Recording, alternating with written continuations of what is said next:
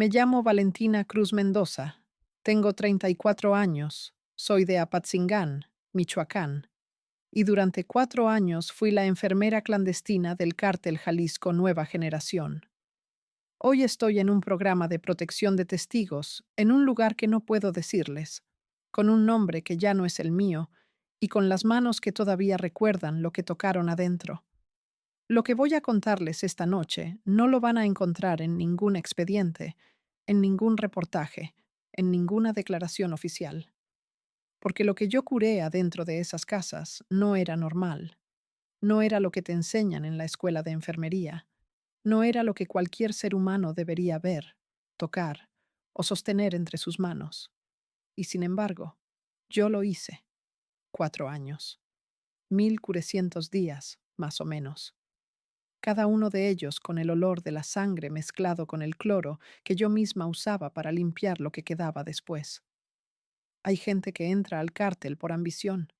Hay gente que entra por miedo. Hay gente que entra porque nació en el lugar equivocado y nunca tuvo otra opción. Yo entré por las tres razones al mismo tiempo, y ninguna de ellas me hace inocente. Eso lo tengo claro. No estoy aquí para que me perdonen. Estoy aquí porque si no hablo, me voy a morir con esto adentro, y eso sería peor que cualquier condena.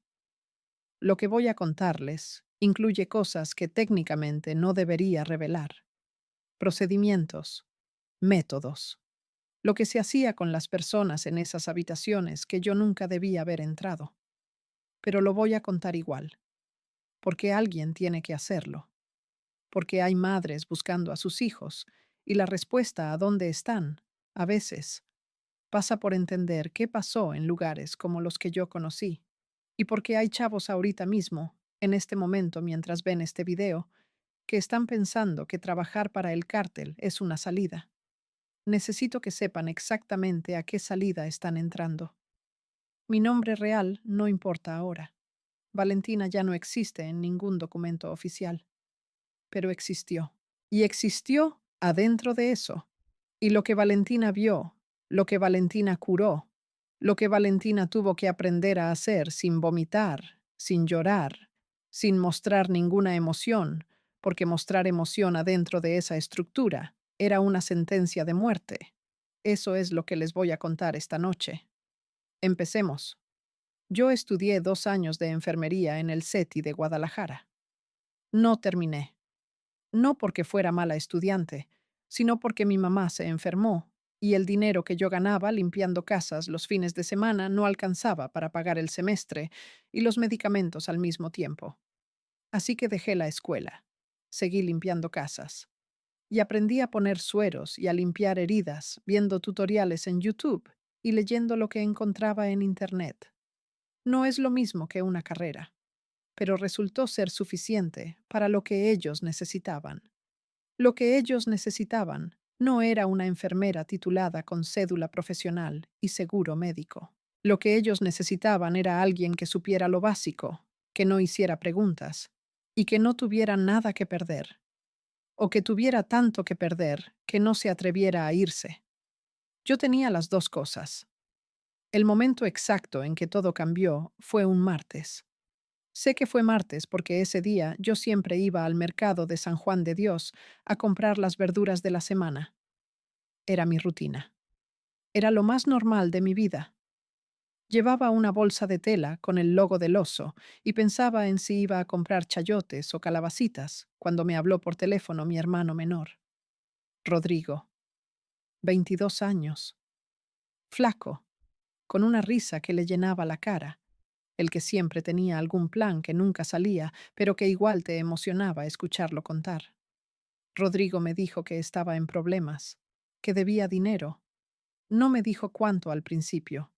Me dijo que necesitaba que yo fuera a verlo a una dirección que me mandó por WhatsApp, en una colonia de Tlaquepaque que yo no conocía. Cuando llegué, no era una casa normal. Era una de esas construcciones a medias que abundan en los fraccionamientos nuevos de las afueras, con la fachada sin pintar, y una camioneta Ram negra afuera que costaba más que todo el edificio. Adentro había 3 hombres. Uno de ellos tenía el brazo tatuado del cuello hasta la muñeca. Otro estaba sentado en una silla de plástico viendo su celular. El tercero, el que hablaba, era un hombre de unos 40 años, fornido, con una camisa de botones azul cielo y botas picudas. Después supe que se llamaba el técnico. Ese día solo supe que tenía una voz muy tranquila y que esa calma me daba más miedo que si hubiera estado gritando. Rodrigo estaba en el fondo. Tenía un ojo morado y el labio partido. Cuando me vio entrar, me dijo con los ojos que no dijera nada, que me quedara callada. Y yo obedecí, porque en ese momento entendí exactamente dónde estaba, aunque nadie me lo hubiera explicado todavía. El técnico me explicó la situación con la misma serenidad con la que un contador te explica un estado de resultados. Rodrigo les debía 82,000 pesos. Rodrigo no tenía 82,000 pesos. Rodrigo había estado trabajando para ellos haciendo repartos en moto durante 6 meses, y en ese tiempo había perdido 3 cargamentos por razones que el técnico describió como irresponsabilidad. La deuda era real. El plazo para pagarla había vencido hacía 2 semanas, y ahora estaban en ese cuarto, los tres, esperando que yo llegara, porque Rodrigo les había dicho que yo era enfermera. No soy enfermera titulada, dije. El técnico me miró un momento. Luego dijo, para lo que nosotros necesitamos, sirves. Eso fue todo. No hubo amenaza explícita esa noche. No necesitaron hacerla. Rodrigo estaba sentado a 3 metros de mí, con el ojo morado y la deuda encima, y yo entendí perfectamente cuál era la negociación, sin que nadie la pusiera en palabras. O yo ayudaba, o Rodrigo pagaba la deuda de otra manera. Y en ese tipo de estructuras, las deudas que no se pagan en dinero se pagan con el cuerpo, o con la vida, generalmente con las dos. Salí de ahí esa noche con un número de teléfono anotado en el antebrazo con plumón negro y con la instrucción de esperar una llamada. Rodrigo se quedó adentro 2 días más. Cuando lo soltaron, no me contó lo que pasó en esos 2 días. Yo no le pregunté. Todavía no le he preguntado. Hay cosas que es mejor no saber para poder seguir viéndote a los ojos con las personas que quieres. La llamada llegó el jueves siguiente, y así empezó todo. La primera vez que entré a trabajar para ellos, me recogieron en una esquina de Zapopan en una camioneta con vidrios polarizados a las 11 de la noche. Nadie me dijo a dónde íbamos. Nadie habló durante el trayecto. Yo iba sentada en el asiento de en medio, entre dos hombres que olían a cigarrillo, y a algo más que tardé semanas en identificar como la mezcla específica de sangre seca y desinfectante industrial que después se convirtió en el olor más familiar de mi vida. Llegamos a una casa en un fraccionamiento privado de las afueras de Guadalajara. Tenía jardín, tenía 2 pisos, tenía uno de esos portones automáticos de herrería que dan la impresión de que adentro vive gente respetable. Adentro había 4 hombres heridos. No voy a entrar en detalles de cómo estaban heridos esa primera noche, porque algunos de esos detalles corresponden a hechos que están en investigaciones activas. Lo que puedo decirles es que 2 de ellos tenían heridas de bala y que yo pasé esa noche haciendo lo que había aprendido a hacer con tutoriales y con la práctica que da el pánico: limpiar, presionar, suturar con lo que había, que era un kit de primeros auxilios comprado en farmacia, más una caja de material quirúrgico básico que alguien había conseguido de quién sabe dónde. Una mujer me asistió esa noche. Se llamaba La Bruja, aunque después supe que su nombre real era Consuelo. Tenía unos 50 años, el cabello largo y entrecano, y unas manos que no temblaban nunca. Ella me fue diciendo qué hacer cuando yo dudaba, no de manera amable, sino de manera eficiente, como alguien que no tiene tiempo para que otra persona aprenda despacio. Rápido, más presión. Así no, así. Esas fueron las primeras palabras que me dijo. Nunca me preguntó cómo me llamaba. Yo tampoco le pregunté nada a ella. Cuando terminé con el cuarto hombre, eran casi las 4 de la mañana. Tenía las manos temblando, aunque no me había dado cuenta hasta que intenté quitarme los guantes. Me los quité y vi que mis manos debajo estaban blancas de tanto apretar, y que me temblaban como si tuviera frío, aunque la habitación estaba caliente. Un hombre entró y me puso sobre la mesa un sobre de papel. Adentro había 2.000 pesos. Me dijo que afuera me esperaban para llevarme de regreso. En el camino de vuelta sí hablé. Le pregunté al que iba en el asiento del copiloto si los 4 hombres iban a sobrevivir. Me miró por el espejo retrovisor. Me dijo, eso ya no es tu problema. Y tenía razón. Eso era lo primero que tenía que aprender. Lo que pasaba después de que yo salía de una habitación ya no era mi problema. Mi trabajo terminaba cuando yo terminaba. Lo que venía después, lo que les hacían a los que se recuperaban o lo que hacían con los que no, eso no era parte de mi contrato no escrito con ellos. Aprender eso fue la primera cosa que me rompió por dentro. Hubo una noche, 3 semanas después de empezar, en que entendí de verdad en qué me había metido. No fue la sangre. Con la sangre me había acostumbrado relativamente rápido, y eso en sí mismo ya era una señal de algo, pero en ese momento no lo procesé así. Fue otra cosa. Me llevaron a una casa diferente, más grande, en un rancho a las afueras, con terreno y con una barda perimetral que tenía cámaras cada 10 metros. Adentro había más gente que de costumbre. No solo heridos. Había hombres caminando por los pasillos con radios, con armas colgadas al hombro, como si fuera lo más natural del mundo. Había mujeres también, algunas cocinando, otras sentadas en sillones viendo sus celulares. Una atmósfera extraña de normalidad superpuesta encima de algo que no era normal en absoluto. Me llevaron a un cuarto en el segundo piso. Ahí había un hombre atado a una silla. No estaba herido de bala. Estaba herido de otra manera. De una manera que me tomó unos segundos identificar porque no era algo que yo hubiera visto antes fuera de un contexto médico muy específico. Le habían hecho cosas, deliberadas, metódicas. El tipo de cosas que no ocurren en un pleito o en una balacera, sino que requieren tiempo y voluntad y alguien que sepa lo que está haciendo. El hombre estaba consciente. Me miró cuando entré. Abrió la boca, pero no salió ningún sonido. El que me había traído me dijo, necesitamos que aguante. Trátalo. Solamente eso. Necesitamos que aguante. Trátalo. Y yo entendí en ese momento la diferencia entre curar a alguien y mantener a alguien vivo para que lo puedan seguir lastimando. Entendí que esas dos cosas no son lo mismo, que una está dentro de lo que cualquier ser humano con entrenamiento médico básico puede justificarse a sí mismo haciendo, y que la otra está en otro territorio completamente diferente. Hice lo que me pidieron. Me digo a mí misma que fue porque no tenía opción, y es verdad que no tenía opción.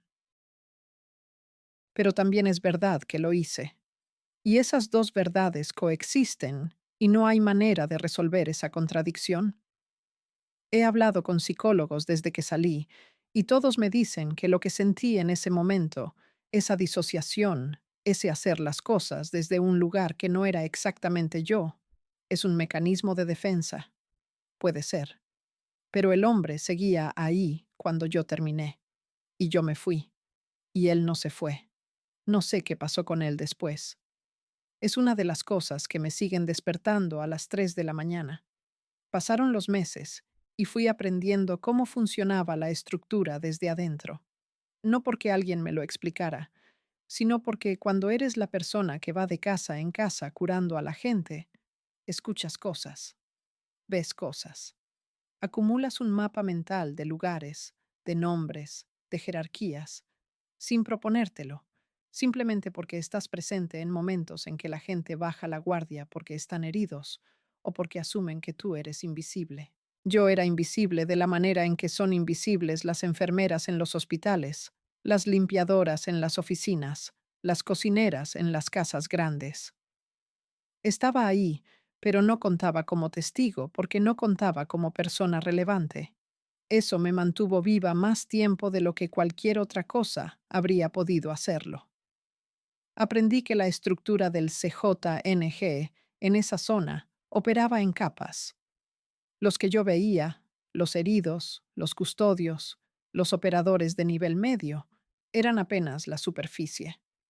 Había una capa debajo de esa que yo percibía, pero nunca veía directamente, como se percibe el peso de algo que no está a la vista.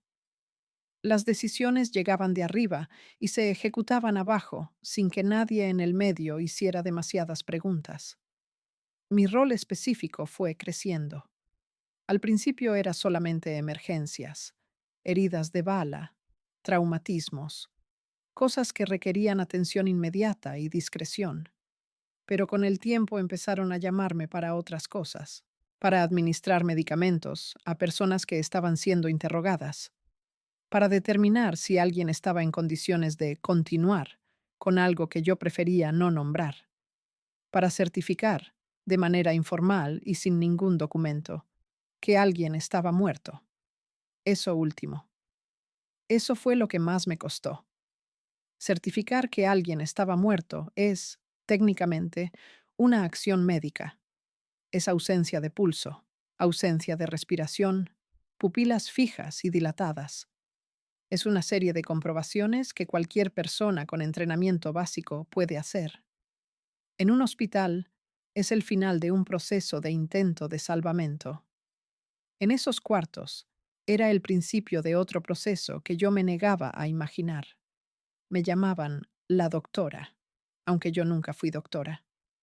Era un apodo de respeto dentro de la estructura, que en ese contexto significaba que yo era útil y que por lo tanto tenía cierto valor. El valor que tiene cualquier herramienta mientras funciona. Cuando una herramienta deja de funcionar, se descarta. Yo lo sabía. Lo sabía desde el principio. Y aún así, me quedé.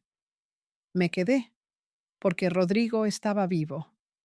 Me quedé porque los 2.000 pesos de la primera noche se habían convertido en 5.000, y luego en 8, y luego en 15.000 pesos por noche de trabajo. Y ese dinero pagaba la medicina de mi mamá y el departamento. Y había momentos en que me decía a mí misma que estaba haciendo lo que tenía que hacer para mantener a mi familia. Y esa narrativa me funcionó por más tiempo del que debería haber funcionado. El episodio que más me marcó, el que no puedo contar sin que se me cierre la garganta, aunque llevo meses practicando contarlo en voz alta para los psicólogos del programa, ocurrió en el 8.º mes de estar trabajando para ellos. Me llevaron a un rancho diferente, más lejos. El trayecto duró casi 2 horas en una camioneta con las cortinas bajadas, así que no supe en qué dirección íbamos. Cuando llegué, había un grupo de personas que no eran heridos de combate. Eran personas que habían sido traídas de otro lugar. Lo supe por cómo estaban vestidas, por cómo se movían, por la expresión específica que tienen las personas cuando llevan mucho tiempo sin dormir y sin comer bien, y cuando no saben exactamente dónde están ni qué va a pasar con ellas. Había entre ellas una mujer de unos 30 años con un niño de quizás 5 o 6. El niño estaba callado de esa manera que están callados los niños cuando ya pasaron por el miedo y llegaron al otro lado del miedo donde ya no hay energía ni para asustarse. No voy a entrar en detalles de lo que pasé haciendo esa noche. Lo que puedo decirles es que mi trabajo esa noche fue garantizar que ciertas personas estuvieran en condiciones de ser trasladadas, y que entre los criterios para estar en condiciones de ser trasladadas estaba el no llamar la atención durante el traslado, y que cumplir con ese criterio requería ciertas intervenciones que no voy a nombrar, pero que cualquier persona que entienda el contexto puede imaginar. Lo que sí puedo decirles es que el niño me miró en algún momento durante esa noche y me preguntó si su mamá se iba a poner bien. No supe qué contestar. Le dije que sí. No sé si era verdad. Me fui de ahí en la madrugada. En el camino de vuelta, vomité 3 veces. El hombre que me llevaba no dijo nada. Paró la camioneta las 3 veces, esperó y siguió manejando cuando yo terminaba. Eso fue en el 8.º mes. Seguí trabajando para ellos 4 años más. Eso no tiene justificación. Ninguna. Puedo explicar las circunstancias, pero no puedo justificarlo. Lo sé. Lo asumo. Con el tiempo fui aprendiendo el vocabulario interno, las palabras que usaban para nombrar las cosas sin nombrarlas, ese idioma paralelo que desarrollan todas las estructuras criminales para hablar de lo que hacen sin que parezca lo que es. A los heridos propios les llamaban los morros caídos o material dañado. A los que venían de afuera, a los que eran traídos para interrogatorios o para cosas peores, les llamaban paquetes o encargos. A los muertos les llamaban los que se fueron a descansar, o simplemente ya no. Yo aprendí a hablar ese idioma. Lo aprendí porque era necesario para comunicarme, y porque hablar el idioma de un lugar es la manera más rápida de volverse parte de ese lugar. Y parte de mí, la parte que quería sobrevivir, quería volverse parte del lugar, porque los de afuera mueren más rápido que los de adentro. El técnico, el hombre de la primera noche, fue mi contacto principal durante los primeros 2 años. Era eficiente, predecible, y en los términos del mundo en que yo estaba operando, era relativamente confiable. Significaba que cuando me decía algo, generalmente era verdad, que cuando me prometía algo, generalmente lo cumplía. En ese contexto, eso era lo más cercano a la confianza que existía. Hubo una conversación con él, que recuerdo con una claridad que no se me va. Fue un día ordinario, entre trabajos, tomando café en una cocina que podría haber sido la cocina de cualquier casa de clase media en cualquier colonia de Guadalajara. Él tenía una hija de 8 años. Me lo mencionó porque yo había preguntado por una foto que tenía en el celular. Foto normal, niña con moños, sonriendo. Le pregunté si ella sabía a qué se dedicaba su papá. Me miró un momento. Luego me dijo, ella sabe que su papá trabaja mucho y que por eso no siempre está en casa, igual que los hijos de cualquier hombre que trabaja mucho. No dije nada. Él tomó su café. Luego dijo, sin que yo le hubiera preguntado más, uno hace lo que hace para que los suyos no tengan que hacerlo. Eso me quedó mucho tiempo. Me lo repetí a mí misma durante meses, como si fuera una justificación que aplicaba también para mí. Después entendí que es la justificación universal de toda persona que hace daño mientras se convence de que lo hace por amor. No funciona. El daño existe independientemente de los motivos. La parte del trabajo que menos se habla, la que yo nunca he visto mencionada en ningún reportaje ni en ningún documental, es la parte psicológica. No la psicología de los que sufren, aunque eso también. La psicología de los que administran, de los que organizan, de cómo una estructura así mantiene a las personas que trabajan para ella funcionando y obedientes. No era solo el miedo. El miedo solo no es suficiente para mantener a la gente alineada durante años, porque el miedo constante eventualmente produce parálisis o desesperación, y ninguna de las dos cosas es útil operativamente. Era una combinación de cosas.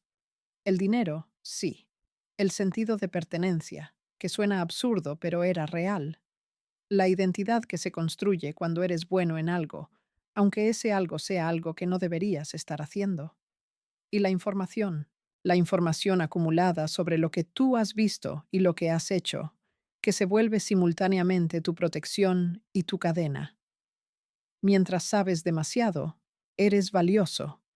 Y mientras eres valioso, estás relativamente seguro. Y mientras estás relativamente seguro, no te vas, porque irte significa dejar de ser valioso y pasar a ser un riesgo. Es una trampa elegante. Y yo caí en ella con toda la lentitud y toda la claridad de alguien que ve la trampa. Sabe que es una trampa. Y entra igual, porque las alternativas visibles en ese momento parecen peores. Me fui volviendo eficiente. Me fui volviendo conocida dentro de la red como alguien en quien se podía confiar para trabajos difíciles. Me dieron más responsabilidades, me dieron un radio, me dieron acceso a más casas, a más ranchos, a más de la geografía interna del cártel en esa región. Y cada cosa nueva que yo sabía era una razón más para quedarme y una razón más por la que ellos no podían dejarme ir. Hubo momentos de algo que no sé cómo llamar. No de satisfacción, eso no es la palabra correcta. Momentos en que alguien que yo había tratado sobrevivía, en que las manos hacían bien su trabajo, en que algo que debería haberme matado a mí o al paciente salió de otra manera.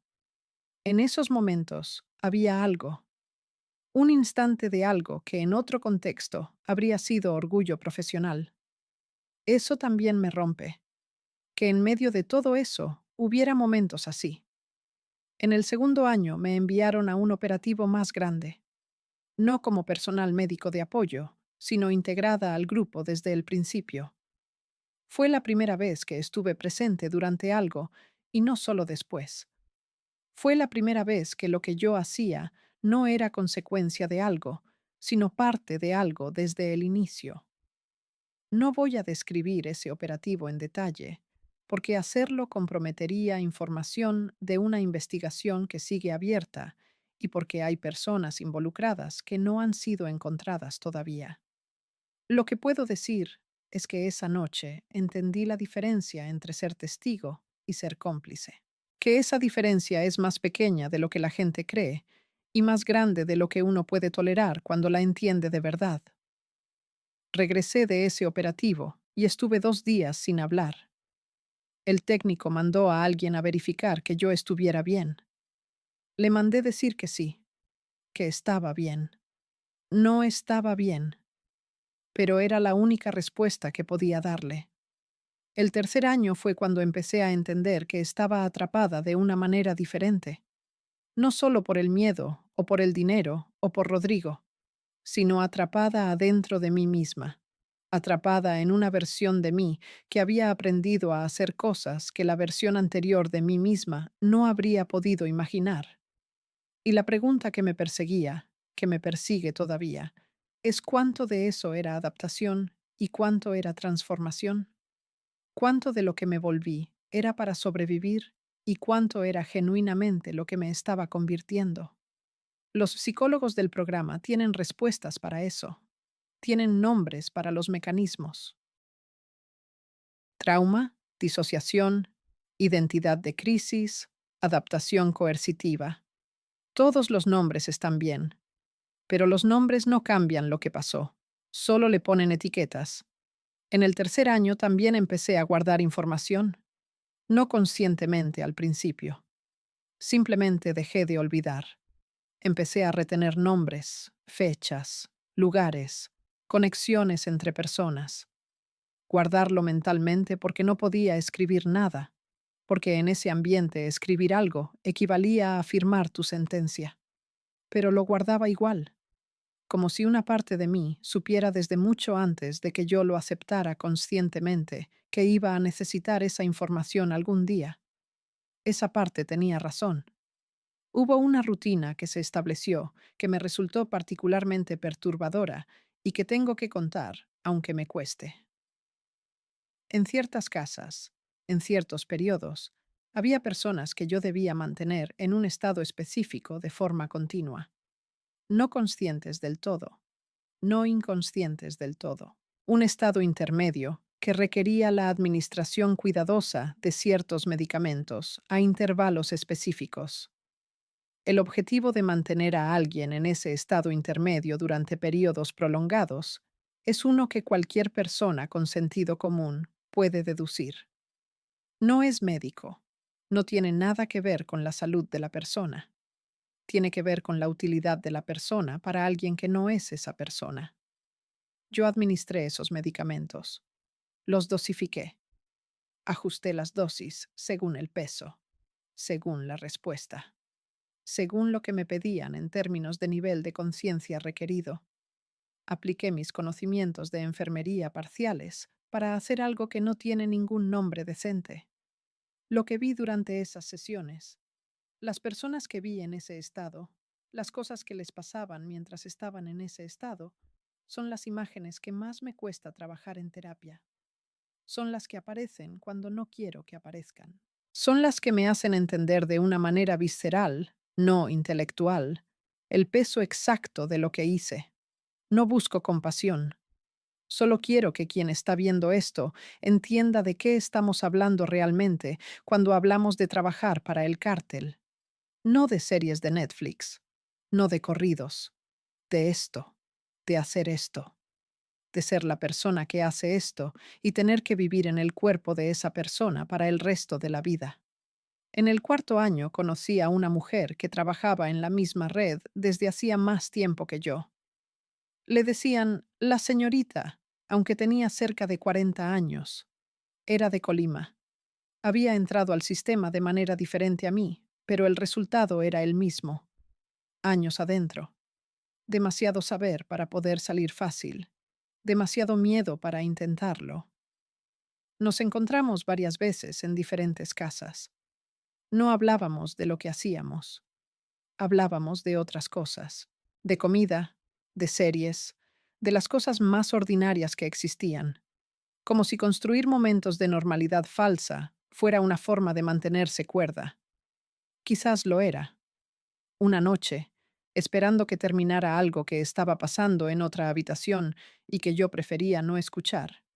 Ella me dijo algo que me quedó grabado. Me dijo, el error que cometemos todas es creer que hay un punto en que podemos salir y seguir siendo las mismas que éramos antes de entrar. Eso no existe. La que entra no es la que sale. La que sale es otra persona que lleva adentro a la que entró, y las dos tienen que aprender a vivir juntas. Le pregunté si ella estaba pensando en salir. Me miró de una manera que no era tristeza exactamente. Era algo más tranquilo que la tristeza. Me dijo, llevo tanto tiempo aquí que ya no sé si soy de adentro o de afuera. 2 meses después, la señorita desapareció. Nadie me dijo qué pasó. Nadie me preguntó si yo sabía algo. Simplemente un día dejó de aparecer en los lugares donde aparecía y nadie mencionó su nombre, y yo aprendí a no mencionarlo tampoco. Eso fue lo que me decidió. No la noche con el niño, aunque esa fue la que me rompió por dentro. No los operativos, no los estados intermedios, no los certificar que ya no. Fue la señorita desapareciendo sin nombre y sin mención, volviéndose nadie en un sistema que te convierte en nadie en cuanto dejas de ser útil. Fue entender que ese era mi destino si no hacía algo diferente, que yo también iba a desaparecer en algún punto, ya fuera porque me descartaran o porque me matara yo misma en pedazos pequeños durante los años siguientes. Empecé a pensar en cómo salir. Pensar en salir y salir son dos cosas completamente distintas. Pensar en salir puedes hacerlo durante meses, durante años. Puedes hacerlo con un nivel de detalle casi obsesivo mientras sigues apareciendo a trabajar, siguiendo siendo funcional, siendo exactamente lo que se espera de ti, porque fallar en ser lo que se espera te mata antes de que tengas oportunidad de intentar nada. Lo que yo tenía era información, mucha información. 4 años de nombres, lugares, conexiones, procedimientos, jerarquías. Lo que no tenía era manera de convertir esa información en seguridad sin exponerme en el proceso. El contacto inicial no fue con la policía. Eso sería lo primero que me diría cualquiera desde afuera. Ve con la policía, ve con el ejército, ve con la FGR. Pero desde adentro se sabe algo que desde afuera no se sabe, que es que esas instituciones tienen permeabilidad, que hay personas en esas instituciones que también están en otra estructura, que ir con la persona equivocada es lo mismo que ir directamente con los que quieres escapar, solo que con un paso extra en el medio. Lo que hice fue contactar a una periodista, alguien que yo había identificado a lo largo de los años, como alguien en quien, basándome en su trabajo publicado y en lo que yo sabía de quién la amenazaba y quién no, Podía confiar relativamente. No confiar como se confía en un amigo. Confiar como se confía en alguien cuando no hay otra opción disponible y el tiempo se acaba. El primer contacto fue por una vía que no voy a describir, porque la periodista sigue viva y trabajando, y no quiero comprometer ningún método que pueda estar usando para proteger a otras personas en situaciones parecidas a la mía. El proceso desde ese primer contacto hasta que yo estuve físicamente fuera del alcance de la estructura duró 4 meses. 4 meses en que yo seguí yendo a trabajar. Seguí siendo la doctora. Seguí administrando, suturando, certificando. Seguí hablando con el técnico, como si nada hubiera cambiado, como si yo fuera exactamente la misma persona que había sido el día anterior, mientras por debajo de esa superficie yo estaba pasando información y coordinando con personas del mundo legal y oficial a quienes la periodista fue conectándome de manera que no dejara trazas directas. 4 meses de eso, de ser dos personas completamente diferentes dentro del mismo cuerpo. Si antes había tenido experiencia con la disociación como mecanismo de defensa, esos 4 meses fueron un doctorado. La noche en que salí fue un martes. Otra vez, un martes. La misma que entré. Me habían llamado para un trabajo en una casa que yo conocía, un rancho al norte de Zapopan que había visitado varias veces. Trabajo ordinario, nada diferente en apariencia. Salí de mi departamento como siempre, con mi bolsa de trabajo, con mi celular, con la cara que había aprendido a poner durante 4 años. Tomé el primer transporte que debía tomar. En el segundo cambio de transporte, en lugar de seguir hacia donde se suponía que iba, continué en dirección diferente hacia una dirección que me habían dado. Hubo un punto en el trayecto en que un vehículo que no reconocí empezó a seguir el camión en que yo iba. Puedo no estar segura. Puedo haber sido paranoia. Pero en 4 años uno desarrolla algo que no es exactamente intuición, sino algo más parecido a un sistema de alerta construido con experiencia acumulada. Y ese sistema me dijo que el vehículo me seguía. Hice lo que me habían indicado que hiciera si eso ocurría.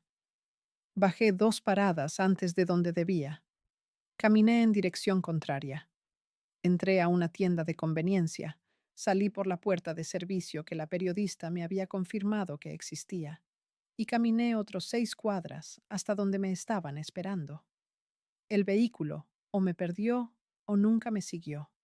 No lo sé todavía.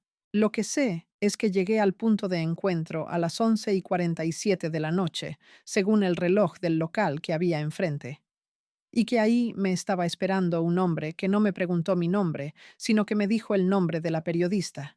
Y yo supe que era el contacto correcto.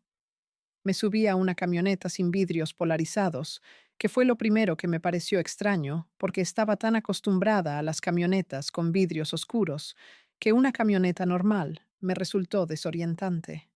Y manejamos durante horas, mientras yo iba con los ojos abiertos en el asiento de atrás, mirando la carretera, y pensando en Rodrigo, en mi mamá, en la señorita que ya no tenía nombre en la estructura, en el niño del rancho que me preguntó si su mamá se iba a poner bien. En algún punto de esa noche me quedé dormida. No sé en qué momento. Solo sé que me desperté y había luz afuera y estábamos detenidos en un lugar que no reconocí, y el hombre que manejaba me estaba diciendo que había llegado. Lo que siguió fueron meses de un proceso que no voy a detallar porque compromete métodos activos. Meses de declaraciones, de verificación de información, de un ir y venir entre lo que yo sabía y lo que las autoridades necesitaban probar, de aprender que la justicia, cuando existe, si es que existe, trabaja a una velocidad que no tiene ninguna relación con la urgencia que siente la persona que la necesita. Me cambiaron el nombre, me cambiaron el aspecto de algunas maneras. Me cambiaron de lugar más de una vez en los primeros meses, porque había indicaciones de que alguien estaba buscando verificar si yo seguía accesible. En ese periodo dormí mal y comí mal, y me despertaba con el corazón acelerado a horas que no eran horas de nada, Y eso sigue pasando, aunque menos. Rodrigo está bien. No sabe exactamente dónde estoy. Sabe que estoy viva. Eso fue lo que le pedí que supiera. Mi mamá murió hace 8 meses, no de lo que siempre había tenido, sino de otras cosas, de la manera en que mueren las personas cuando el cuerpo decide que ya fue suficiente. Murió sin saber exactamente lo que yo había hecho, o si lo sabía, nunca me lo dijo. Eso también es algo con lo que tengo que aprender a vivir. Estoy grabando esto porque me lo pidieron, porque hay personas que creen que contar estas historias, que hacerlas públicas de esta manera, tiene un valor que no tiene la declaración oficial en un expediente que nadie va a leer.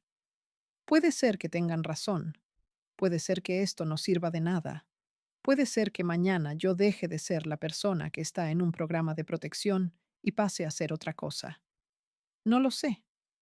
Lo que sé es que si hay algo que yo puedo hacer con 4 años de lo que hice y lo que vi y lo que no pude impedir, es decirlo. Así que se los digo directamente. Si están viendo esto y tienen 18 años, 20 años, 25, y están pensando que trabajar para el cártel es una salida, necesito que entiendan algo muy preciso. No hay salida. No la que creen que existe. El dinero existe. El dinero es real. El respeto, entre comillas, existe. El sentido de pertenencia existe. Todo lo que les ofrecen existe. Lo que no les dicen es el precio exacto, no el precio que se paga en riesgo de muerte, que todo el mundo sabe, pero poca gente internaliza, porque a los 20 años uno siente que la muerte le pasa a otros. El precio que yo les hablo es diferente. Es el precio que se paga en la persona que eres, en lo que le haces a tu propio interior, para poder seguir funcionando adentro de esa estructura, en las cosas que tu cerebro aprende a normalizar, para que puedas levantarte al día siguiente y seguir. Ese precio no tiene reembolso. Eso que se gasta no regresa.